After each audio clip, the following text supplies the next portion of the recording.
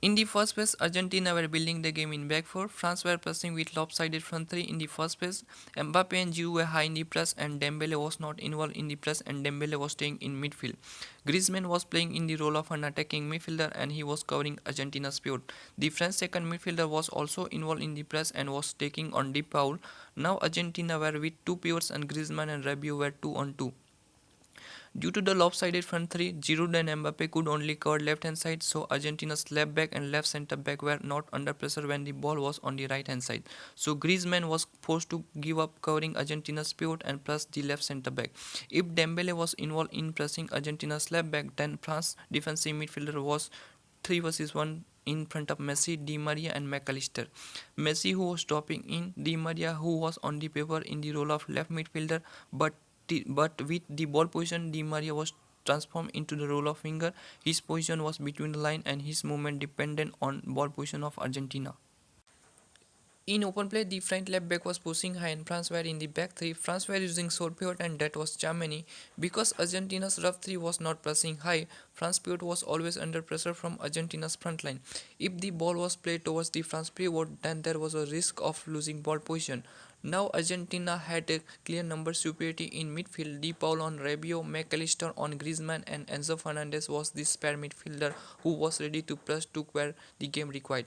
Now the French midfield was unable to receive the ball, so the French centre back were forced to play sideward passes. Because Argentina had 3 versus 3 press, there was always risk of losing ball position, so France were trying to build a game from wide. Now in open play, France were trying to build a game from wide. The French left back was pushing high and the winger was dropping in on the flanks. When Mbappe was receiving the ball on the flanks, the Argentine fullback was ready to track back Mbappe and De Paul, who was also joined to close down Mbappe. Now Mbappe was facing 2 versus 1 situation and Griezmann was going behind to Argentine fullback, but Griezmann was being tracked back by Enzo Fernandez.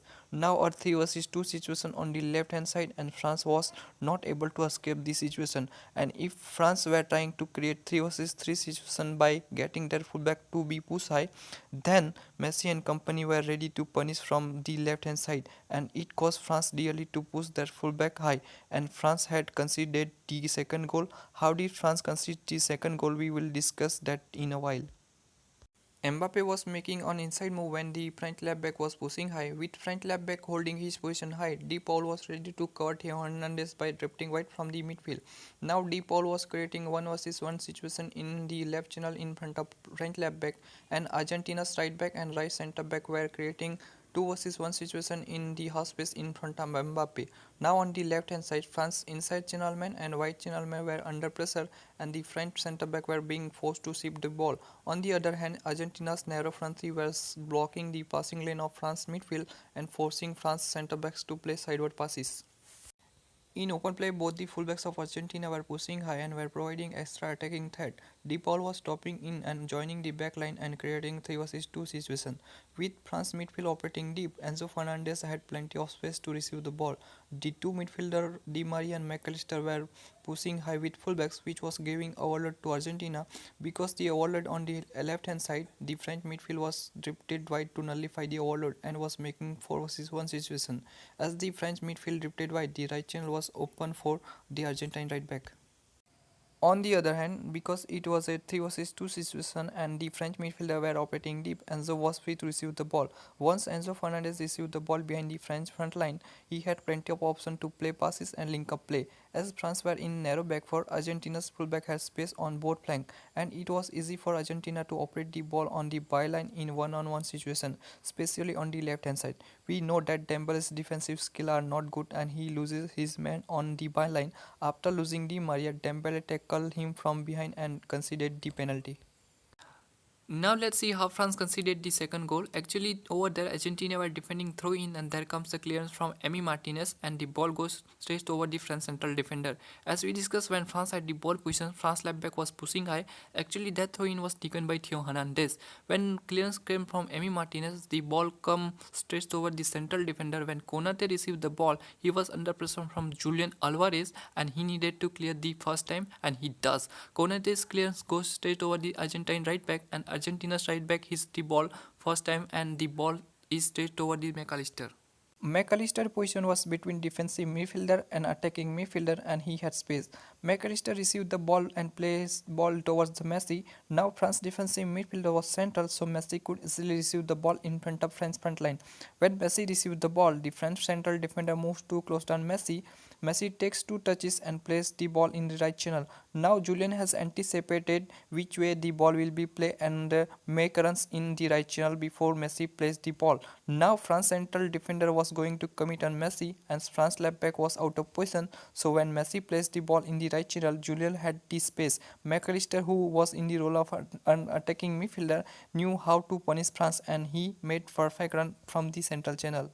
Now France central defender was forced to close down Julian Alvarez and Konate was out of position, so Mac Allister had space in the central channel.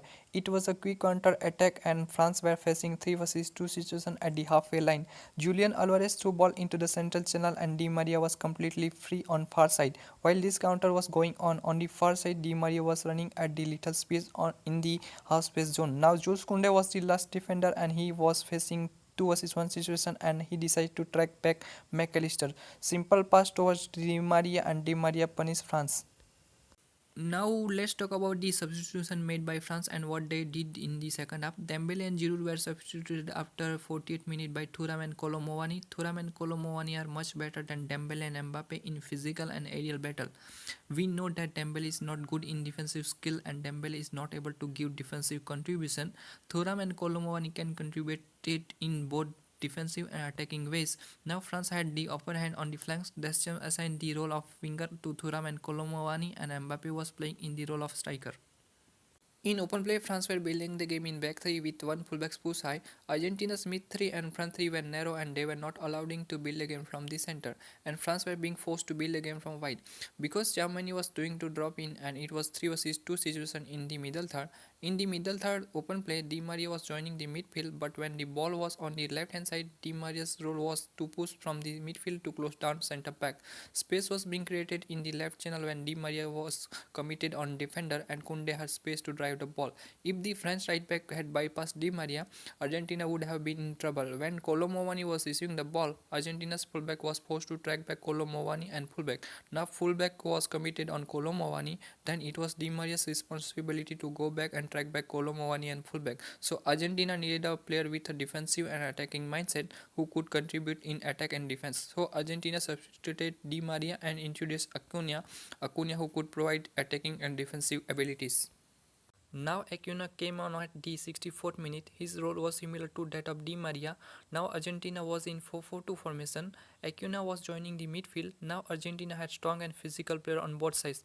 De Paul and Acuna very well when recovering and intercepting the ball and helping Argentine fullbacks and giving defensive solidity to Argentina.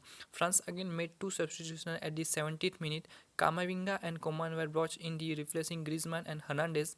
Camvinga was operating as left back and Coman was operating mostly on the left flank and was allowing the right winger to move inside, and you can see here 4 vs 4 situation. Camavinga was in the role of inverted fullback and he was operating in midfield. Because Camavinga is a natural midfielder, he was able to provide quality passes and defensive ability in midfield. Now Acuna had more responsibility to defend, so attacks coming from the left flank in the first half stopped in the second half, and France looked comfortable in the second half. Bringing in Coman proved to be good for France. Because Coman's pace is more, France used to lose the ball position, then Coman was recovering the ball quickly as compared to Griezmann. Coman tracked back Messi and he snatched the ball from Messi and the turnover happened. Rabbitt placed the ball from midfield, then there was a 2 vs 1 situation in front of Argentine fullback. France had an extra player in the half space as a winger. Mbappe's header goes straight to Thuram and Thuram's little chip and Mbappe's goal. 2 goals in just 90 seconds and France was back in the game.